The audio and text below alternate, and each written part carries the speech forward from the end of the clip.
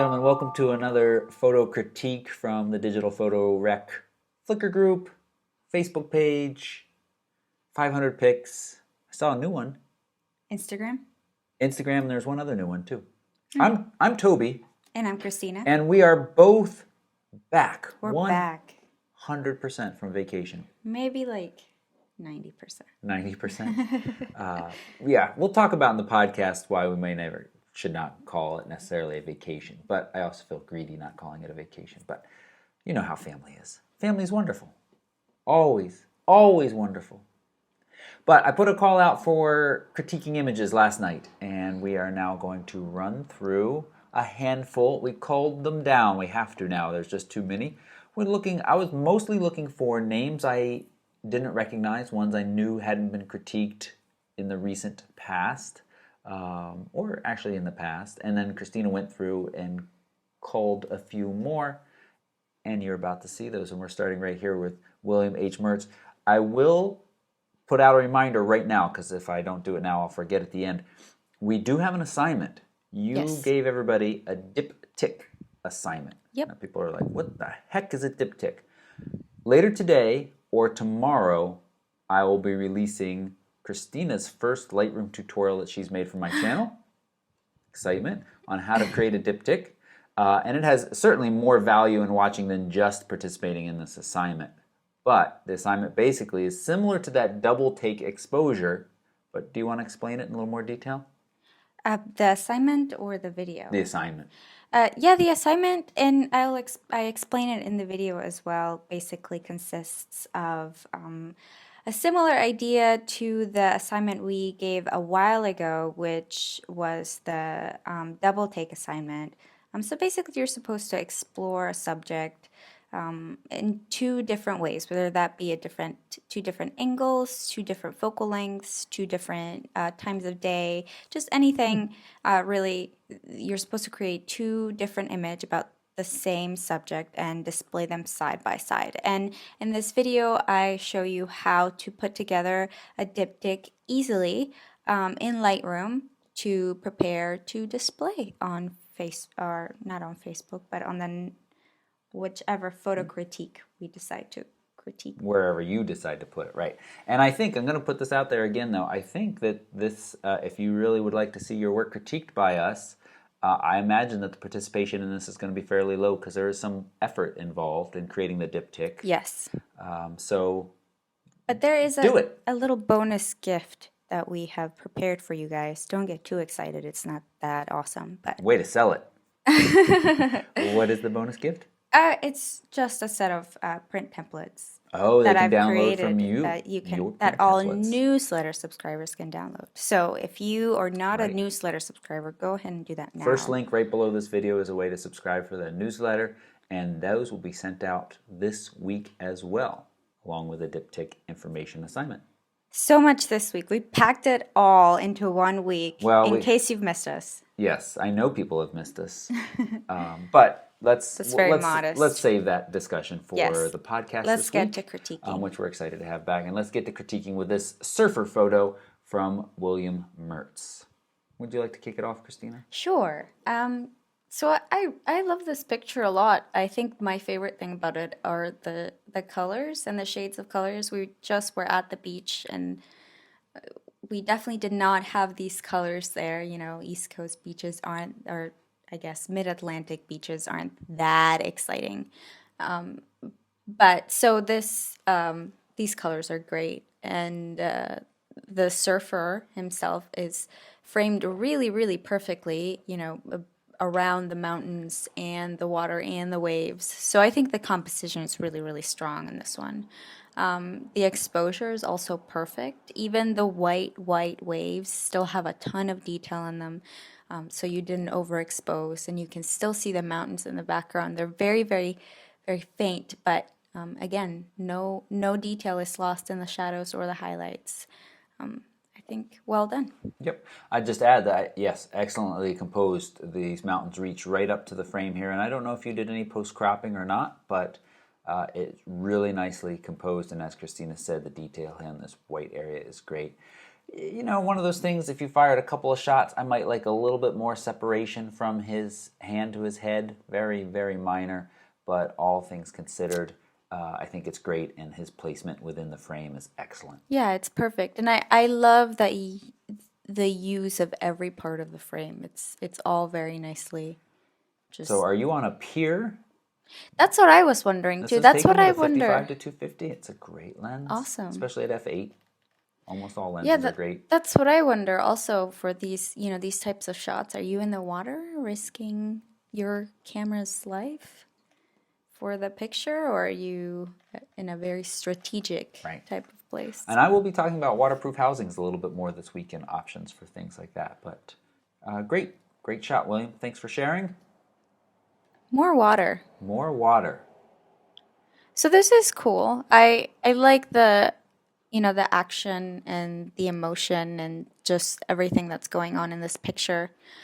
I would say crop at the top. I realize that if you do crop at the top, that rhymes, crop at the top.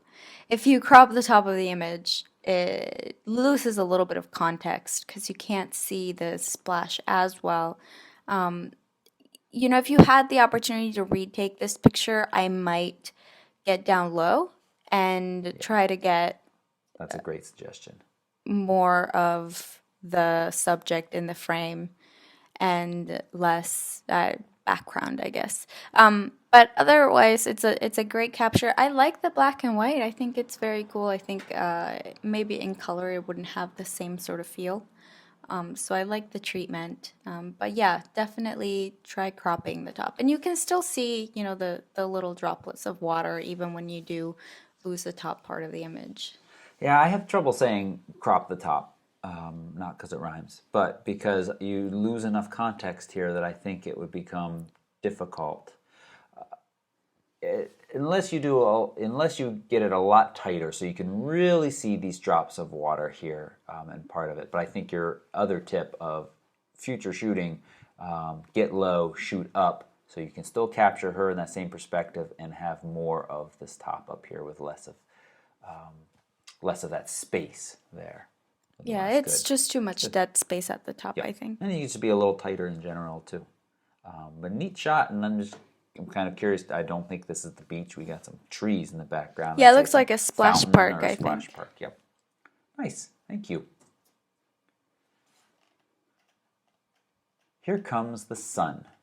Now, this is I think, a selective coloring image. That's to what it some seems degree. to me, but I can't really tell. And It's very subtle. And I had it actually feels, or- mentioned that in my last critique, and I think it was Angela asked me to elaborate a little bit more about why I said I'm not a fan of selective coloring. Okay. Selective coloring, for those who don't know, is an image like this where most of the image is black and white, and then usually one color or one range of one hue, is that the way I say it, is still in color. And the reason I'm not a big fan is it feels a little like a gimmick, and I also feel like it's something that is going to fade over time in popularity, and then that is going to serve to date your image. Someone's going to look at it and say, that image was taken in 2013 when selective coloring was really popular. Don't you remember when cameras had it as a feature? No, some cameras have it as a feature. It's already dated, I think. Well, I think you could make that argument. You just don't see. Well, my goal in making images is to, and Christina, I know this is your goal as well, and maybe I picked it up from you, is to make images that are as timeless as possible. Somebody can look at them now, somebody can look at them in 50 years, and minus the fact of what people are wearing, it's a beautiful image that looks current. Yes. Yeah. And so I feel like these kind of images don't necessarily fall into that category. That said, they certainly can be fun, and there's some that can be done well and are neat, but we're not fans. I think you're being too nice and not just really sticking by what your thoughts are about. I've seen some that I'm like, oh, that's neat. All right, fine. Okay, well, let's get to this particular image and the selective coloring in this image. My first question to ask to you, the photographer that took this photo, Shuttle. is why. What was your goal in using selective coloring in this image? What do you think that the selective coloring does to this image? I just don't see any purpose for it to take place. I don't see any purpose for it in any other pictures, really, other than, kind of I don't want to say cheap, but I think cheap is the word that I'm thinking. A way to bring your eye to the focus of the image. So, how about trying to compose the image a little bit differently, frame it around everything, which you've already done. You're already framing it. You're already using all the objects around the frame in the frame to frame the subject of the photo. So why not just use that? Why not just do that really well instead of using selective coloring? Yeah. Well, that's what we want to know, or that's what I would like to know is, well, why did you choose to do this? Was it just because it looked cool? Which is a totally valid reason to do it. But we disagree. Well, my goal is to get people to think,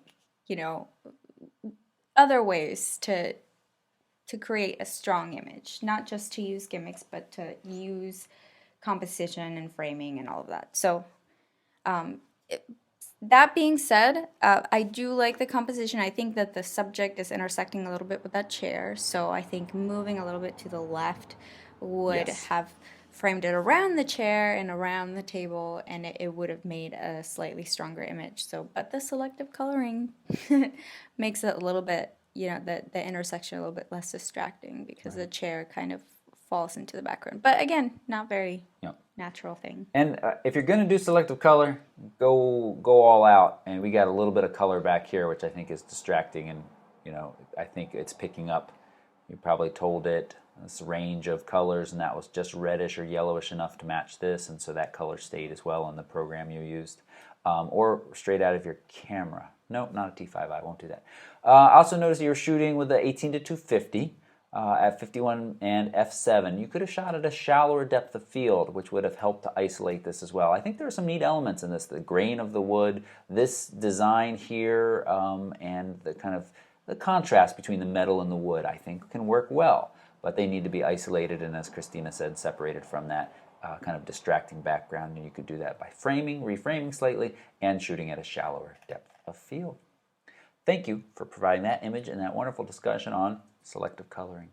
I was going to add, just real quick, the people who I see love selective coloring are not usually professional photographers. And so if you want to be a professional photographer creating professional work that gets picked up by magazines and you're hired, selective coloring is not going to bring in more work for you. Well, it might bring more work for you, but it's not going to be, I don't know. So, well, yeah. Okay. I think that there definitely are people that like selective coloring. I've heard other professional photographers say that they have inquiries from clients that say, oh, will you do that cool selective coloring thing for me? And they're like, oh, God. And so they just say, I don't do it. But there's definitely a market for it somewhere. But yeah, for the long term, I don't think that the road to professional photography is through selective coloring. No. But if you like it, have fun. Because photography is about having fun. Yeah, definitely have fun with it and experiment. All right, now we got Mike's rope gate.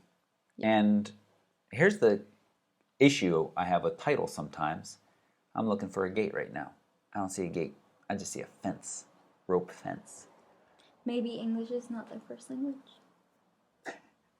That could be true. And I say that because English was not my first language, so I say weird things like that. Or, like I give different names to things that are pretty close, but they're not quite. Gate and fence? Yeah. Okay. But, that said, here we have a pure black and white, no selective coloring. And I think we have some wonderful detail in the rope and the fence post, or gate post maybe. That work really well, and exposure here is really nice. I like it. That's all good. I think I'd like the perspective to be a little bit more to the right, shifted to the right. So this line was leading more directly away from us. And I believe this is a house in the background, and I feel like there's a little bit cut off here. I'd like to feel a little bit more like I'm being led down the lane. I think this is a lane here, and by the fence. That's what I would like. All right. Otherwise, I think it's a nice picture. This picture, I think, is a really good example of what you can do once you learn what you can do with shallow depth of field. It really shows what a DSLR, or not a DSLR, but just any camera where you can control the aperture and open it widely to kind of blur the background. It's a great example of that. It's not my favorite image. I don't think that there's a whole lot going on. It's too shallow in my opinion because you can barely tell. I mean, you can tell because there's one of these fence posts that is super in focus. You can tell what the rest of them are, but there's no other context. Like there's no, I don't feel like there's a story or that, are these supposed to be leading to that house or that building that's in the background? Like what is the deal with all this? So I think that while it is a technically, an image that is nicely done technically, it doesn't really do that much for me. Composition is good. I think there's a little bit of dead space right over here. I'm not crazy about this stuff. I wish the fence, like Toby said, spanned a little bit more to the right side. If they followed what I said, there'd be more of that space. I'm saying take the back part of the fence that's out of the focus and shift it to the left. Oh, okay. Well, I said the opposite. Okay. So yeah, that's all I have to say about that, I think. Okay. So which one of us is right? I think if there's a lane... I don't think there's a right answer. Okay. If there's a lane there, I think that helps lead to the house. I do like your comment of a little bit more depth of field to give us a little bit more story. f3.5 with the 50 millimeter, but because you're shooting so close, even at f3.5, you really get a shallow depth of field. So maybe f4, f4.5, somewhere in there. Thanks, Mike. This is really cute. This is cute. We actually have, so I wasn't paying attention that you did allow this one in. Not because it's not a good picture to critique, but just because Crystal has pictures critiqued before. Yeah. But that's okay. This is really cute, and you picked it, so tell us a little bit. Well, it's a really sweet portrait of a kid. I think if I was this little girl's parent, I'd definitely buy this picture and frame it and put it up around the house. It's just a really cute or a really nice portrait. The light is really, really great. You've got the woods in the background that you can tell context, but they're not super distracting because they're slightly out of focus. So you can tell that she's in the woods, and she's just perfectly framed by those two trees. I mean, the framing here is pretty, just darn perfect. I think you may have done a little bit of vignetting on the edges, and it's so subtle that it works really well to guide the eye away from the moss and the tree trunks, which could be potentially distracting back to the subject, but it's not so obvious that I get stuck there and I'm like, okay, she did a vignette. So yeah, nicely done. Yep. White balance looks just a tiny bit green to me, mostly because they cast from the green around. It doesn't look green, but it looks a little blue to me. Okay. It could be warmed up a little bit. Warmed up a little bit, yep. And then I think there's a little bit of extra space at the top. But otherwise, her expression is perfect, and as Christina said, the light. Now, it looks to me like the light is coming from the background, right? It's coming from the back, but it also looks like there's some great directional lighting coming in from the front. Yep. So from above the camera, yeah. Yep. And so I'm saying that's good, because I know that you like that. It's often, and we got a little bit of catch lights in the eye. Very, very nice. This almost looks like poison ivy here to me. Almost. Really? No, I don't think so. I'm just a little worried. Hope she didn't get poison ivy. But otherwise, Crystal, really nice shot. She's holding a little something. Yeah. Yeah. But, whatever it takes to get the picture. It's fine. Very cute. Oh, what a surprise. You picked a picture of kittens. How unlike you. I really like the composition in this one, okay? Sure. Well, oh, at first I thought it was a little basket, but it's a pile of coaxial cable. Oh, that's what I thought too. Kittens are so Well, silly. I Francine's got this Brazilian kitten. I like this image because it fills the frame. I believe it's Brazilian kittens, Francine. There's 2 of them. Yes, and I am very jealous. It fills the frame. It doesn't cut off any really important parts. I mean, it cuts off the bottom of the kitten's body, but the face and the eyes and the action are all in the frame. So I think that's really, really great. There's also amazing light. The light's pretty perfect. Really nice. Looks like there's almost looks like 2 lamps, but I think it might be a window with a curtain. a window with a curtain. Okay. I'd like to know, Francine. We don't know what this is taken with, but it's a really nice shot. It's a great shot.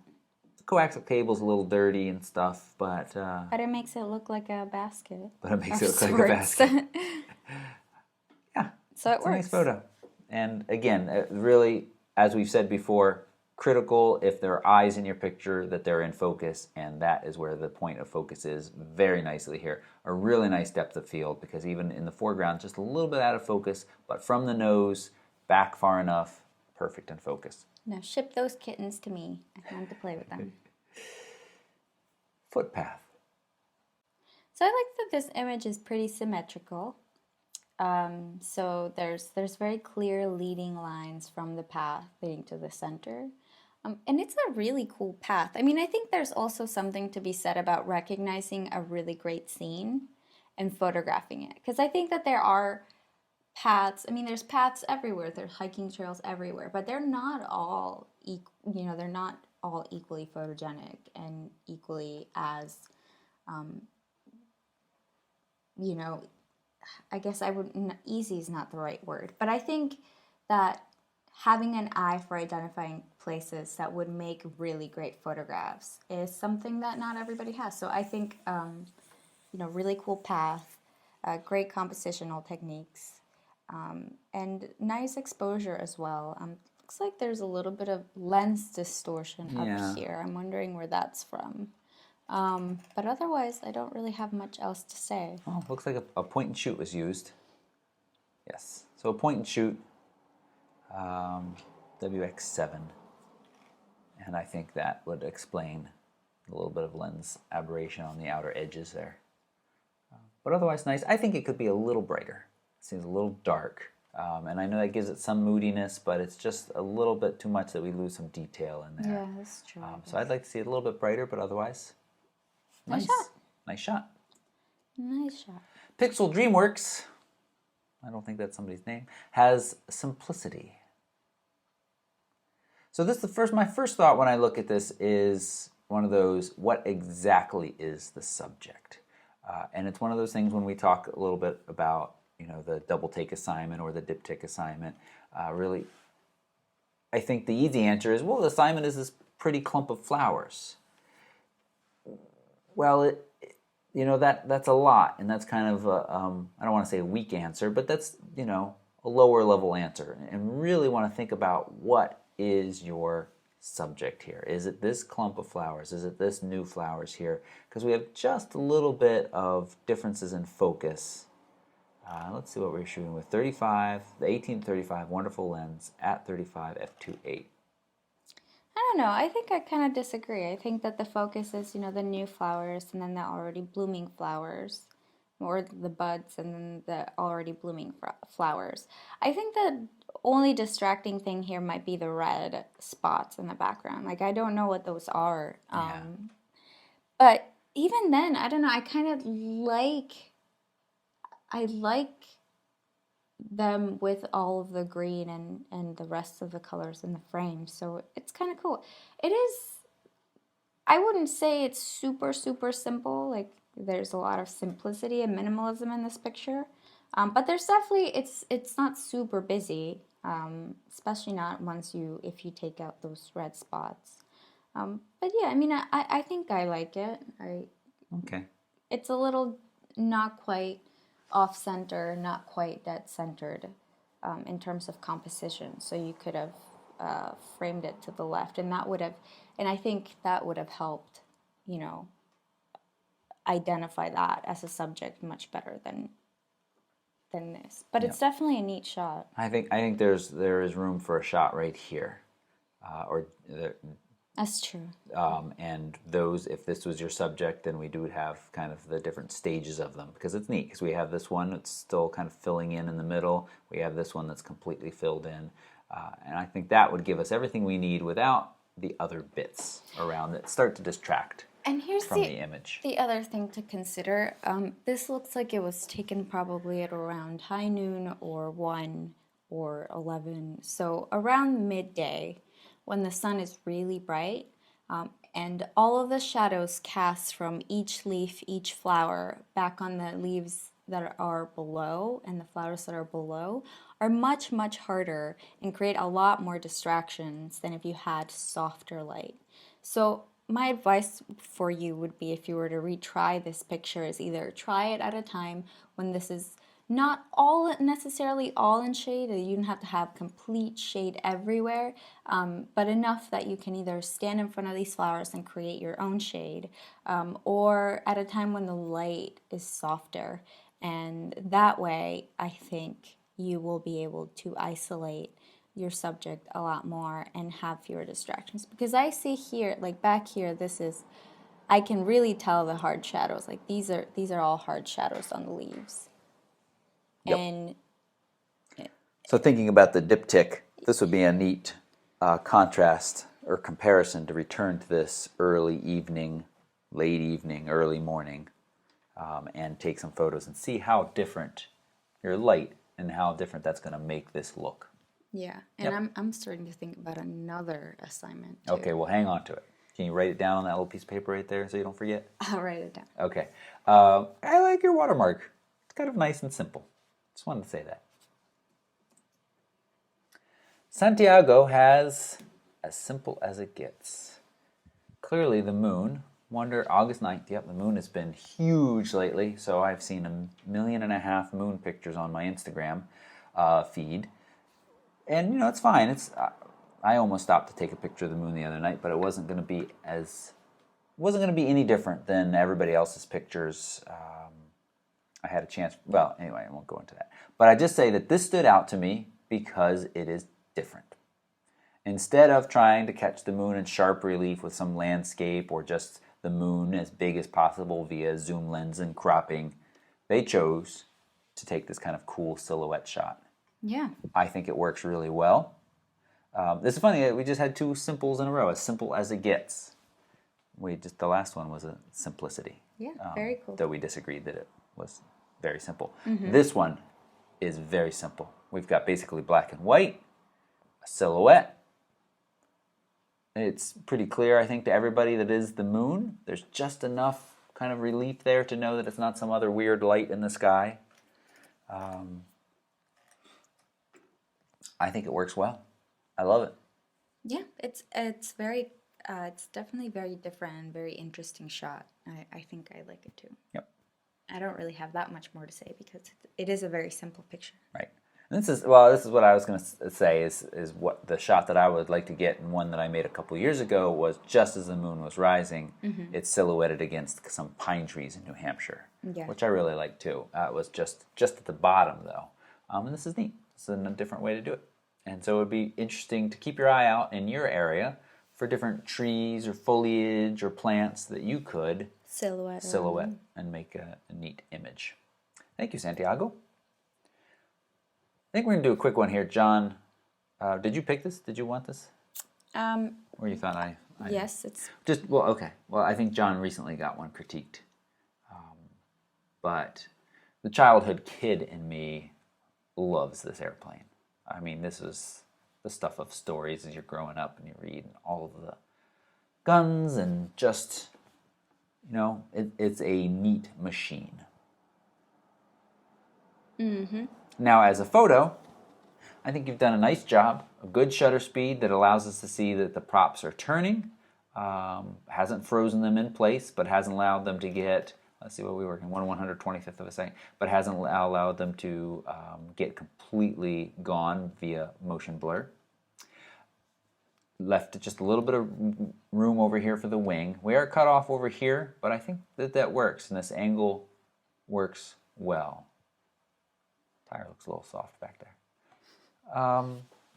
Yeah, it's nice. Nice exposure. Maybe it could be a tiny bit brighter. No, I don't think so. No, it's silvery. I feel like it should be just a little brighter. Okay. I don't have much to say. I think you've covered it pretty well. Okay. Great.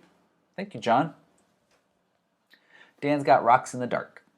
And I'll say that this is an image, we talked about this a little bit before. This is an image similar to the one that I've wanted to make for a while now, of kind of your long exposure in a rocky beach.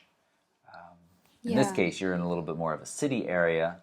You got a lot of lights back there, and one of the things those lights are doing, they add a lot of, this is good, a lot of nice colors in here, but these shadows of these rocks here are a little funny. Actually, that one. It looks kind of pixelated, actually, now that I think about it. Yeah. You think there's some I don't know. post-processing, Dan? We've got good shutter info. We got good EXIF information. Massachusetts, Lynn, Mass. So That's not too far. I think this picture would benefit from black and white treatment. I don't love all of the Too many different colors. kinds of colors. Yeah, it's just like too much green, too much purple, too much. It looks like what would you call that color? Like A magenta and the aqua orange. color. We do. and I think that's a great comment. It's just too much. I think there's something, to be said for colors that are complementary. And usually when you look at a scene, the colors that will work well together are usually, complementary colors. That's why orange or yellow and blue and purple do work. Like if you just had tungsten lights and then you had the dusky sky, that would work pretty well because they're complementary colors. They're close or closely complementary colors, so they work pretty well. But then you add that green, and then you add that red, and then you add that like aqua-like color, and then you've got just too much going on. So watch for that and see what it looks like in black and white. I think it might still be really cool. Great. Otherwise, the composition, I think, is very nice. Yeah. Yeah. Great. Thanks, Dan. All right, now we got the bird from Priyanka. A seagull of sorts in the waves. It looks just a tiny bit soft to me, and I see this a little bit of soft motion blur down here, so a slightly slower shutter speed, and maybe the wind was ruffling these feathers a little bit and makes it a little soft. And 1/25th of a second, yeah. I don't know, it looks a little like motion blur to me, actually. It does? Okay. Yeah. But we're pretty sharp in there. Like handshake. Well, yeah, at 1/25th of a second at 235 millimeters, that is going to introduce some handshake. Here's something that I've noticed that I think is really cool is everybody seems to be using their longer focal lengths when it comes to subjects like these. For example, the surfer, or this photo, and I like that. I don't think we're doing this intentionally, but we're choosing images and critiquing images that I think are benefiting from our previous critique, because I see Let's hope so. them using some of the suggestions that we've made in the past. So I think it's great that you compressed, you zoomed in to compress your background and close in on this bird. Whether or not we suggest that, I feel like it would be really easy to try to get really close, and then you wouldn't have the same picture at all. There would be a lot more distractions. So even though you introduce some handshake by doing that, I think that was the right way to go. Yep. Well, you did have a lot of room for ISO to be higher. You're at 100 that's ISO. very true. You go to 400 ISO, and you can shoot at 1/100th of a second. I'm going to guess that this longer focal length lens probably has image stabilization, so you would have been okay a little bit faster, but at 1/25th of a second and that long, you're going to get a little bit of motion blur. But this isn't motion blur here. This is actually the blur of the water from moving. The colors here are great. The subject is great. I think you could have shifted just to the right a little bit so that he's almost centered. And it would be great if this eye was over here a little bit more, giving just a little bit more space to look into the image. And I also would like to see a horizon line, I think. I don't think Giving me a little bit more context of looking out where the seagull is looking out. Nah. No? Christina says no. We're not always agreed. This was shot in Manzanita Lake, Lassen Volcanic. Is that in Costa Rica? Oh no, California. Huh, California, Manzanita. Nice. Anything else to add? I don't think so. Okay. Thank you, Priyanka. Angela has my niece. And we know it's window light because she says the window light on her was amazing. That light is really amazing. No. And I think the black and white treatment is very nice here as well. And the exposure is very nice. Getting a little hot in there, but it's pretty minor. No, yeah. I think this picture is... I don't know what it is about. Either the binky or the light or the little tear or... I can't quite pinpoint what it is about this picture that makes me feel a little funny. I don't know. I mean, it's definitely sweet because she's sleeping and the light is amazing. But I think the binky just, I don't know, it's very distracting. It's very big. And because you chose to shoot this so tight, the binky is right there in our face. And that's not necessarily a bad thing. And pulling it out, baby might have woken up. But I think maybe this is one of those cases where you could pull back just a little bit to get just a little bit more context, a little bit more of the baby's face, chin, neck. So I can kind of see what position they're sleeping in. Kind of get an idea of, this cute little baby on its back or side or something like that. I think that's what I would say. Great detail. Oh, yeah. Absolutely. And we agree that the window light is amazing. Pull back a little bit or pull the binky out. It changes the shape of the baby's face a little bit too when it's in there.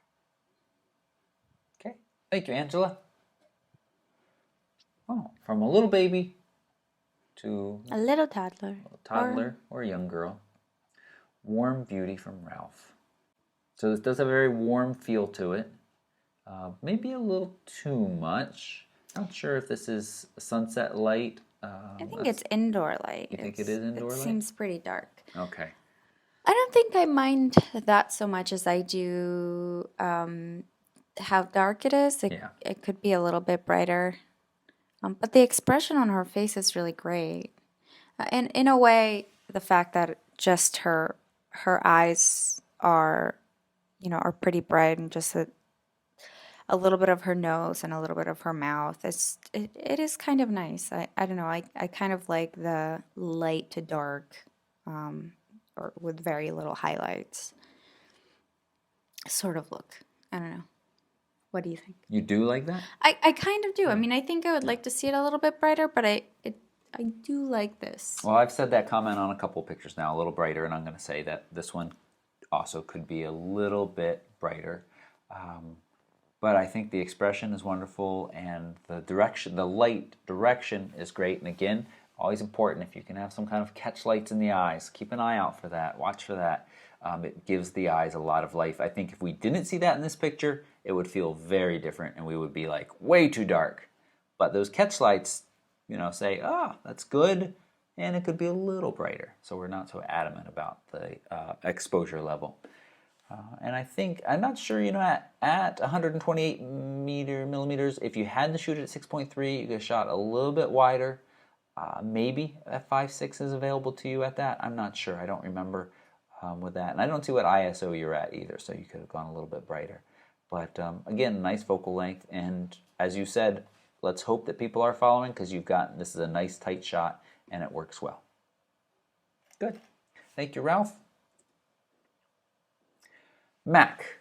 Now, you said, we should do this because it's very similar to the moon one. But I just wanted to really quickly say that I think this is a neat shot. It's got neat elements to it, and it's a neat way, I just said neat 3 times, but it's an interesting way to photograph something that, probably is often photographed. It also looks like you're using the, this is in Rome. It looks like the Oh, it looks Capitol like a for lot a of people shoot second. it that way. So hard to make a good shot. So people use flash to shoot this thing. I don't like that way. I don't think I would like that way either, because that would make that very bright and that would stand out. You waited till sunset. Nice. This little bit is this foliage or ivy on some columns or something. It's a little distracting, but nothing you can do about that.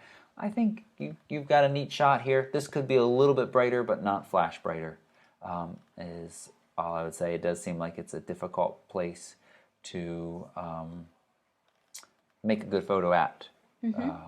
But I like that you tried a slightly different approach than just using your flash. Thank you, Mac. Shubreza has this beautiful landscape with kit lens. Now, the first thing that stands out to me is this dead branch over on the right. And oftentimes you can put some stuff in the foreground to really kind of add some distance or scale. But in this case, that guy doesn't add anything at all to what is a beautiful landscape. Really nice. So I would move off to the left a little bit and reframe this without that, or even just crop it out now. But this is nice framing, because we have this foreground hill leading, kind of nestling this valley, and then the framing in the background. I think it's very nice. You maybe even could have pointed it down just a little bit, not quite as much sky, but that's very minor. Exposure's good. The Sony a6000, nice lens at f8, or nice camera and lens. You can add a little bit more clarity and contrast to make this distant mountain pop out, but otherwise, get rid of the tree, and I think you have a wonderful image. Yep, I agree with everything you said. Wonderful. Achinthia has Grandpa. So another black and white. We've done a fair number of black and whites today. Yeah, I really like the just subtle highlight from the window light. This is a good example of short lighting, which is when you light a subject from the part of their face that is not facing the camera. So, so this part of the face, that's an example of short lighting. If the light source came from this side or illuminated this side of his face, and there was a shadow instead of a highlight right here, that would be called broad lighting.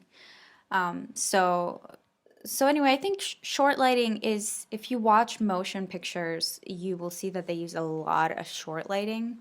And that is because it creates a really great mood. And it looks true to life. For movies to be believable, a lot of times it's hard to recreate the natural environment, the natural light, and the environment that they're shooting at. So this is so you'll see a lot of short lighting in motion pictures.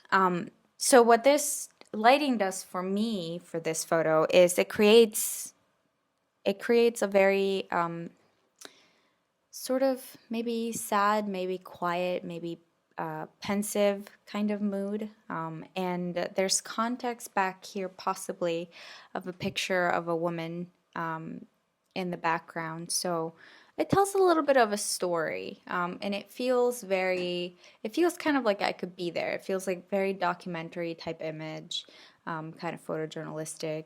I like the composition and the angle. I like that you got really close, or it feels like you got really close. We don't really know what this person is doing, so that's why we don't really have, and we don't have a ton of context to be able to know exactly what's going on, but we can tell, what the emotion that was trying to be conveyed. So that's why this picture kind of speaks to me, and I like it. I don't have anything to add. Looks Okay. good. Thank you. And we just threw this one in here because we haven't ever done one from Instagram before. And, we don't allow Facebook ones because of the viewing, is kind of puny. And that's true of this Instagram too. But I thought, let's throw it in there. And this is from Capturing Pete, Evening on the Balcony. And we got a little sun flare here. Yeah, sometimes sun flare. Who was the director that loved sun flares? Adds them into all of his movies. I don't remember. Is it Michael Bay? I was gonna say Michael Bay, but It might be Michael Bay. I don't know. I don't like him very much. Yeah, I don't care. Lots of stuff blowing up. But I think this is a nice shot, and there is enough, our lighting source is out here somewhere. This is very bright. That's a little distracting. But there's enough lighting, or your exposure is good, that the side of the face that isn't lit isn't lost in shadows, and that's good. And I think, yeah, I like it. I like this little bit of hair hanging down, catching a little bit of light here. Not crazy about that sun flare right there, but otherwise, I think it's a nice shot. Yep. Don't have anything else to add? Well, the left side of the image feels a little empty to me. Like there's, unlike the previous image where there's a lot of context, this one doesn't have as much context, and it feels just kind of like a snapshot.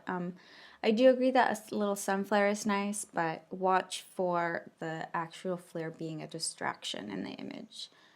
So watch, you can move the camera around and sort of position the flare, wherever you'd like, or just remove it altogether. So, but I think mostly what distracts me most about this picture is just how dead the left side feels to me. Okay. And I think that's all. Thank you, Capturing Pete. And Instagram's a lot of fun. My last newsletter that went out was all about Instagram.